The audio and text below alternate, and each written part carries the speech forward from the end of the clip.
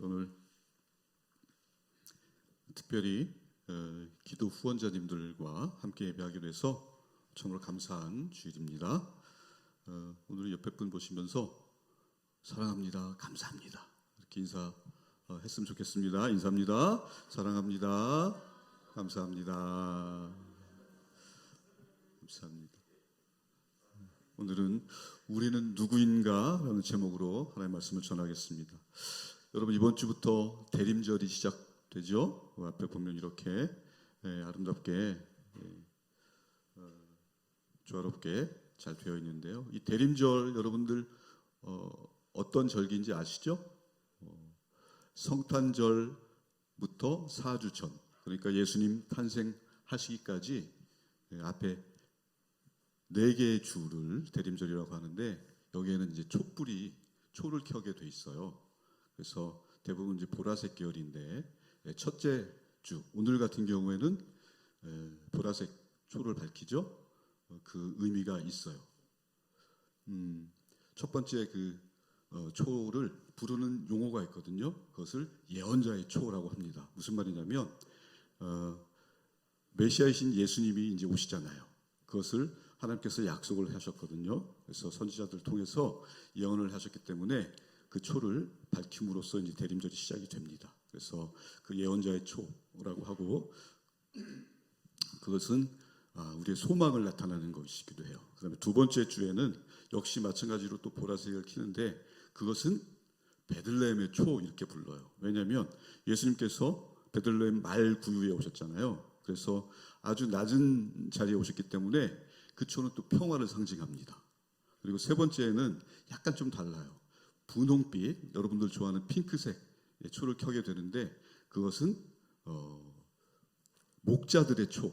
무슨 말이냐? 색깔이 왜 바뀌냐면, 그 첫 번째 주, 두 번째 주까지는 아주 경건하게 엄숙하게 지냈잖아요. 긴장한 가운데서. 그런데 이제 성탄절이 가까움에 따라서 우리가 그 부담을 조금 덜어내고 기쁨으로 이제 예수님이 다음 주는 오신다. 그래서 마음을 좀 편안하게 하고 기쁨을 가지고 초는 켜는 초입니다. 그래서 그것을 예언자의 초라고 하고, 베들레헴의 초, 또 목자들의 초라고 하고, 그 다음에 마지막 주에는 천사들의 초라고 해서 다시 보라색으로 밝혀요. 그럼 총 4개가 들어갔잖아요. 근데 여러분, 저기 보시면 하얀 초가 있죠. 그 하얀 초는 예수님을 나타내는 거예요. 그래서 마지막 성탄 전야나 또는 성탄절 당일날은 저 하얀 초의 불을 밝혀요. 그래서 총 이렇게 5개의 초가 밝혀지는데, 뭐 교회마다 약간씩은 다를 수 있어요. 그래서 이것은 대림절이라는 것은 예수님이 탄생하신 성탄절 전에 네 번째 주를 기념하는 절기다. 그것은 한마디로 예수님을 기다리면서 우리가 경건한 마음으로, 또 기쁜 마음으로, 고대하는 마음으로 예수님을 고대하는 그런 절기입니다. 저기 사진에 나와 있죠? 앞에 보시면. 그래서 여러분들 보시면 왜 보라색일까? 의문 들지 않으세요? 보라색은 뭘 나타내냐면, 사실은 옛부터 왕의 색깔이 보라색이에요. 그리고 또한 인내하고 고난받는 색깔이 보라색이기 때문에 보라색을 상징하고, 가운데 있는 초는 예수님을 상징하죠. 순수하고 거룩하시고, 그렇죠? 고결하신 그 예수님을 상징하는 것입니다. 그래서 대림절에는 이렇게 초를 하나씩 밝히는구나. 그럼 맨 마지막 성탄절에는 5개 초가 이렇게 밝혀지겠죠. 4개를 해도 상관없습니다. 이렇게 해도. 그래서 이런 대림절이 이런 절기이구나. 우리 기독교에서는 굉장히 중요한 절기잖아요. 우리가 뭐 추석이나 또 설날 같은 절기도 있지만, 우리 그리스도인들에게는 이 대림절이야말로 정말로 중요한, 왜? 기쁨의 주 메시아이신 예수님께서 오신 성탄절을 고대하는 마음으로 기대하는 그런 절기이기 때문에 매우 중요한 절기다. 이 절기에 대해서 여러분들 좀 아셨으면 좋겠습니다. 오늘 본문의 말씀은요, 그 사도 베드로가 당시에 환난과 핍박을 당하는 사람들에게 권면하는 또 편지예요. 베드로 전서니까 베드로 사도가 실루아노라는 사람을 통해서 성도들에게 쓴 편지입니다. 근데 이 편지 가운데서 중요한 핵심은 뭐냐면 여러분들 지금 어려움과 환난과 박해를 당하고 있는데 이것을 참아내야 된다. 무엇을 생각하면서? 예수님의 십자가를 생각하면서 여러분들은 이것을 이겨내야 합니다. 라는 거예요. 한 줄 요약하면 그렇습니다. 그래서 오늘 본문의 내용이 사도 베드로가 환난과 고난 중에 있는 성도들에게 보낸 위로, 권면의 편지구나. 이것을 머릿속에 딱 집어넣으시면 되겠어요. 오늘 본문에 나와 있는 성도들은요, 다 뿔뿔이 흩어져 있어요. 뭐 본도, 길리기아, 갑바도기아. 왜냐하면 박해를 피해서 다 흩어졌잖아요. 그런데 놀랍게도 그 박해로 인해서 흩어진 것을 통해서 또 하나님은 일을 하시는 거예요. 그런 흩어짐 가운데 복음이 우리에게까지 전해져 오셨거든요. 그래서 하나님을 역전의 하나님이라고 그럽니다. 그래서 고난과 환난을 통해서 일하시는 하나님, 너무 놀라우신 하나님을 또 발견할 수가 있는 것입니다. 자, 그래서 이분들도 마찬가지예요. 매일 숨어 있고 그 다음에 또 잡히면 붙잡혀 가면 또 감옥에 가야 되고 또 심지어는 살해도 당하고 그렇잖아요. 여러분들 영화나 그런 데서 많이 봤죠? 그 박해가 장난이 아니잖아요. 보통 정말로 기록에 나와 있는 걸 보면은 차마 입에 담을 수 없는 그런 내용들도 많아요. 여러분들 원형 경기장 안에서 무슨 검투사들끼리 이렇게 격투를 하는 것도 있고 또 짐승들에게 이렇게 먹이로 던져주는 경우도 있고 심지어는 더 끔찍한 일도 있는데 제가 차마 말씀은 못 드릴 것 같고 나중에 이제 성인 버전이 있어요. 너무너무 정말 놀라운 일들이 그 박해 현장에서 많이 벌어졌습니다. 그렇기 때문에 이러한 위협과 또 고난과 또 두려움 가운데 믿음을 잃지 않고 있는 믿음을 세우기 위해서 베드로 사도가 지금 편지를 보내는데 여러분도 십자가를 생각하셔야 합니다라고 말씀하고 있어요. 그런데 여러분 십자가 사건 하면 사도 베드로에게는 굉장히 치욕적인 사건이에요. 왜 그럴까요? 십자가 사건 때 베드로가 어디 있었어요? 예수님을 3번씩이나 부인하고 도망쳤잖아요. 그렇기 때문에 베드로에게는 평생 동안 예수님의 십자가 사건이 자신의 수치, 치욕으로 남아있는 거예요. 여러분도 그렇잖아요. 내가 어떤 실수를 했거나 또 창피한 일을 내가 나도 모르게 저질렀어요. 그러면 그것을 생각하기 싫잖아요. 떠올리기도 싫고 또 자꾸 숨고 싶고.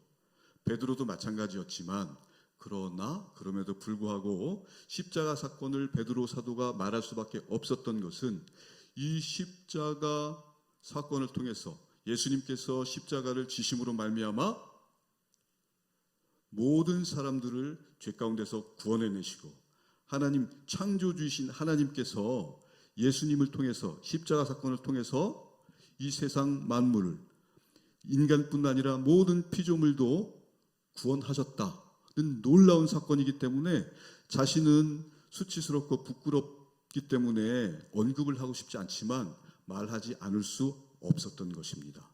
그만큼 중요한 사건이잖아요. 그래서 나에게는 창피한 사건이고 수치스럽고 모욕적인 사건이었지만 이 십자가 사건을 통해서 여러분들은 예수님을 기억하고 하나님의 그 사랑을 기억해내야 한다. 그리고 그 예수님의 십자가를 바라보면서 현재의 고난을 여러분 이겨나가야 합니다. 라는 말씀을 하고 있는 거예요. 여러분, 예수를 믿는다, 예수님을 믿는다는 것이 뭐라고 생각하세요? 예수님을 믿는다. 나는 말로만 예수님을 믿어요. 이걸까요? 예수님을 믿는다는 것은 예수님처럼 내가 살아야 하는 거예요. 성육신이라는 말씀 들어보셨죠? 성육신. 성육신이라는 건 뭐냐면 하나님께서 인간의 몸을 입고 오셨다는 거예요. 그러면 이 성육신 사건이 우리들에게 어떻게 적용돼야 되냐면 지금 방금 말씀드린 것처럼 우리가 예수를 믿는다는 것, 예수님을 믿는다는 것은 내가 예수님처럼 살아내야 된다는 건데 저와 여러분이 성육신 돼야 되는 거예요. 응? 아니, 제가 어떻게 예수님처럼 성육신이 된단 말입니까? 라고 반문하시는 분도 계시겠지만 방금 말씀드린 것처럼 예수님의 삶을 내가 살아내야 된다는 것은 세상 가운데서 내가 성육신 되어서 예수님이 하신 일을 내가 이어서 하는 거예요. 그게 우리 삶의 목표가 돼야 되는 것입니다. 여러분들 지금 잘 이해도 안 갈 수도 있고 약간 어려울 수 있어요.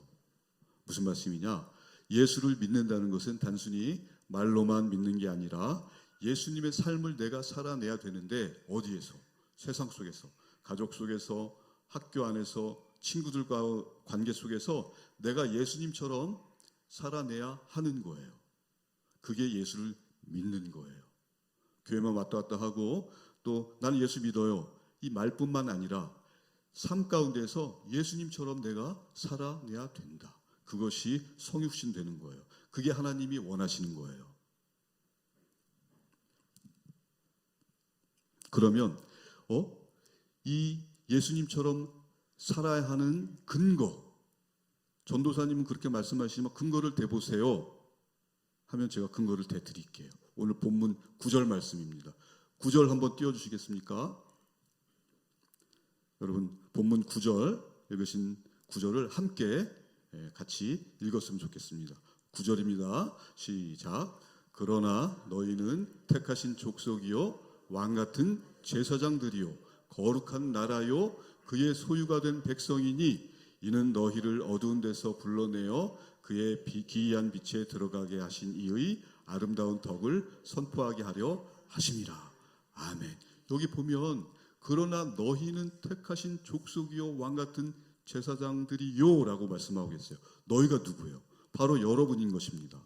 여러분이 바로 택하신 하나님의 백성이고 왕같은 제사장들이에요. 그렇기 때문에 삶의 자리에서 내가 예수님처럼 살아내야 하는 것입니다.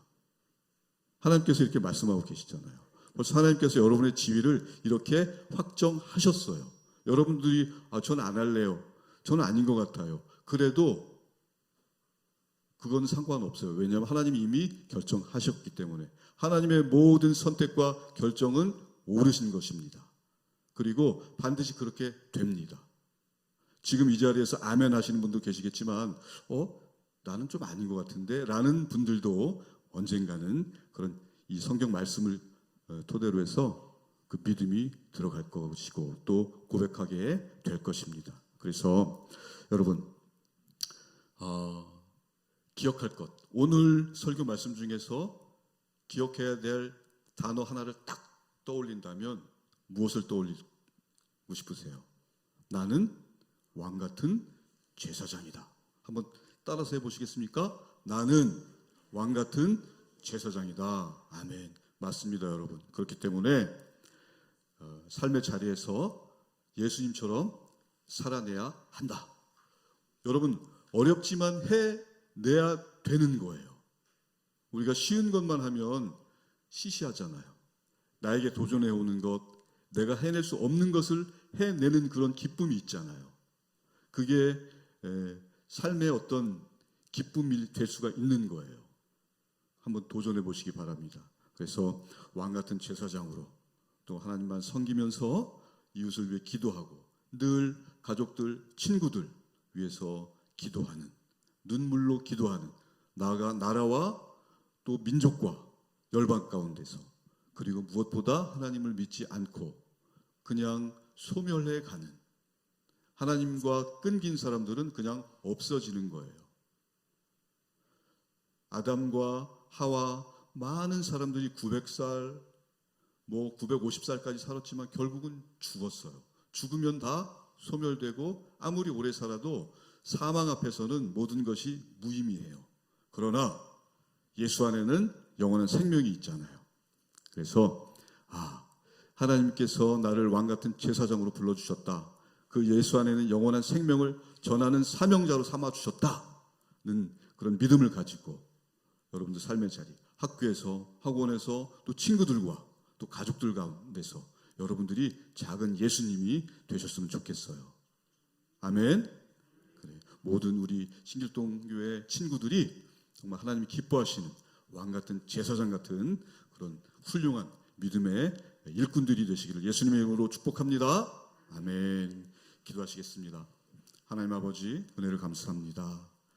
거룩한 백성으로 저희를 불러주셔서 감사드립니다.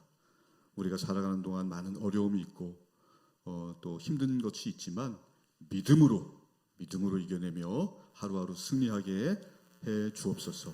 저에게 맡겨주신 사명을 감당할 수 있도록 저희를 도와 주십시오.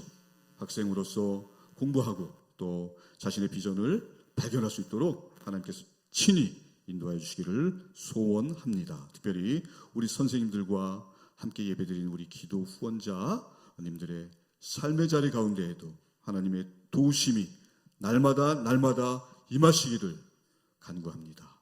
역사하여 주옵소서. 감사합니다. 사랑합니다. 예수님의 이름으로 기도드립니다.